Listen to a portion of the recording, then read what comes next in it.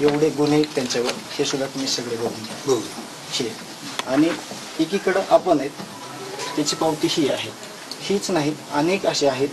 तुम्ही एकदा ग्रामपंचायतीला सुद्धा जर आले तर त्या ग्रामपंचायत इमारतीमध्ये कुठेही जागा नाही पुरस्काराचा तो फ्रेम लावायला. इतकी चांगल्या पद्धतीनं आम्ही काम केलेलं आहे.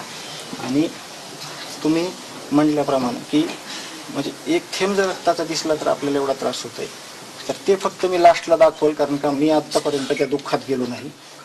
म्हणजे मी पूर्ण संपून जाईल. मी नाही, तुम्हाला जे आता दाखवणार आहेत ना ते खूप भयानक आहे.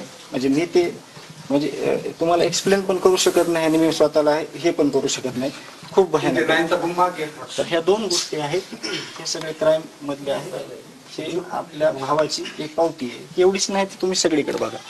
आणि हे दत्तादादा आत्ताचं जे 26 जानेवारीचं ध्वजारोहण आहे, आम्ही 15 वर्षात एकही ध्वजारोहण आपल्या हाताने केलं नाही, जरी लोकप्रतिनिधी असले तरी.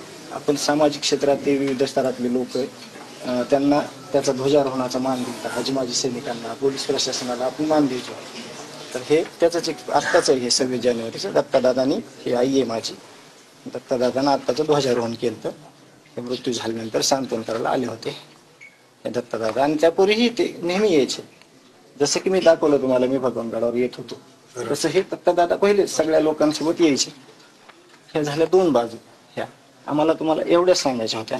म्हणजे प्रामाणिकपणे 22 वर्षापासून मनोहर मुंडे नावाचे माळकरी होते. त्यांची 4 मुलं, एक मुलगा पुण्याला, 3 मुलं तिथं आपली शेती करायला. आतापर्यंत 2003 पासून आता 22 वर्षापर्यंत त्यांनी जे पिकवलंय ते आपण खातो. त्याचं 4 किलो वेट कमी झाले अन्न वारल्यापासून. जर इथं देशमुख कुटुंबीय जर जातीवाद करत असतं तर कमीत कमी ही घटना घडल्यावर तरी कुठंतरी दिसलं असतं की हे कुणीतरी त्यांनी जातीवाद केलाय किंवा आपण. त्रास जास्त होतोय कशाचा? एका दलित बांधवाला वाचवायला गेलेला भाऊ आपला, त्यांनी तिथं जात नाही बघितली. एक आपला 22 वर्षापासून वंजारी समाजाचा जो आमचा माणूस आहे त्याच्यासोबत दुसरी पिढी आमची संपत आली. एक माझ्या मामाची पिढी होती, ते वारले बटेदार मागच्या जुलै महिन्यामध्ये, दादा मनोहर दादा. म्हणजे इतकं करत असताना खरी मानसिकता ह्यांची तपासायची आपल्याला गरज होती. ह्यांच्यावर गंभीर स्वरूपाचे गुन्हे, हे ज्या ऑफिसमध्ये बसायचे, हे ज्या गाडीत फिरायचे, ह्यांच्यासोबत ज्यांचे फोटो आहेत, त्या लोकांनी ह्यांची मानसिकता तपासली असती महाराज, तर समाजात असं गोष्टी घडल्या नसत्या.